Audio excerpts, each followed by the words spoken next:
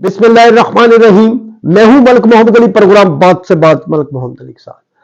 जब बड़े सारे तहरीक इंसाफ के एहतजाज मुकम्मल तौर पर नाकाम हो गए, अब केपीके के वजीर आला ने एक नया शोशा छोड़ा है कि बानी तहरीक इंसाफ की रिहाई के लिए रिहाई फोर्स बनाई जाएगी।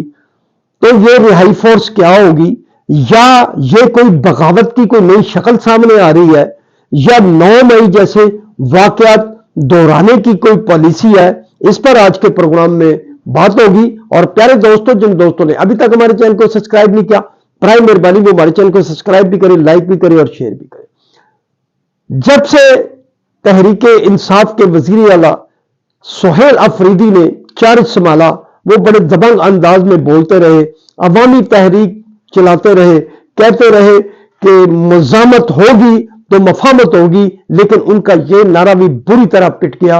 और जो 8 फरवरी का जो एहतजाज था, वो इस हवाले से पूरी दुनिया जानती है, बल्कि तहरीक इंसाफ बजाते खुद जानती है कि वो कहीं कामयाब नहीं हुआ, बल्कि उनके अपने सूबे केपीके के अंदर उतना रिजल्ट सामने नहीं आ सका जितना कि वो दावा किया जा रहा था।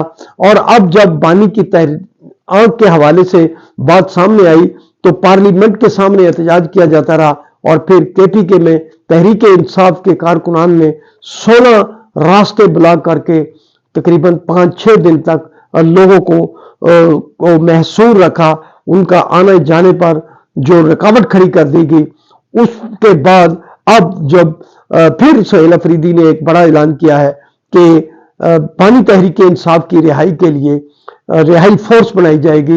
अब रिहाई फोर्स क्या होगी ये तो वो खुद ही बता सकते हैं, लेकिन क्या रिहाई फोर्स कोई गुरिल्ला वार जैसी होगी, या रिहाई फोर्स ऐसी होगी कि 9 मई के जो वाकयात थे उस तरह के कोई वाकयात दोहराए जाएंगे? क्या जबरदस्ती बानी तहरीक इंसाफ को जेल से बाहर निकालने के लिए कोई मुहिम शुरू की जाएगी? बहरहाल ये उनकी बातें समझ से बालत आ रहा है, बल्कि तहरीक इंसाफ के अंदर से भी अब आवाजें उठने लगी हैं कि ऐसी बातें ना की जाए जिस पर ना तो कोई पूरा उतरा जा सके, ना अमल किया जा सकते। लगता है कि सुहेल अफरीदी ने यह बयान जारी करके आखिरी पत्ता खेलने की एक कोशिश की है, लेकिन कहने वाले जराए तो ये भी कह रहे हैं कि बानी तहरीक इंसाफ के जो करीबी जराए हैं उनके मुताबिक तो ये तक कहा जा रहा है कि सुहेल अफरीदी भी अपने मकसद में नाकाम हो गए हैं। जिस हवाले से उन्हें लाया गया था वो भी इतना काम नहीं कर सकते जितना अली अमीन गंडापुर ने 3 बार इस्लामाबाद पर यलगार करके एक माहौल क्रिएट किया था।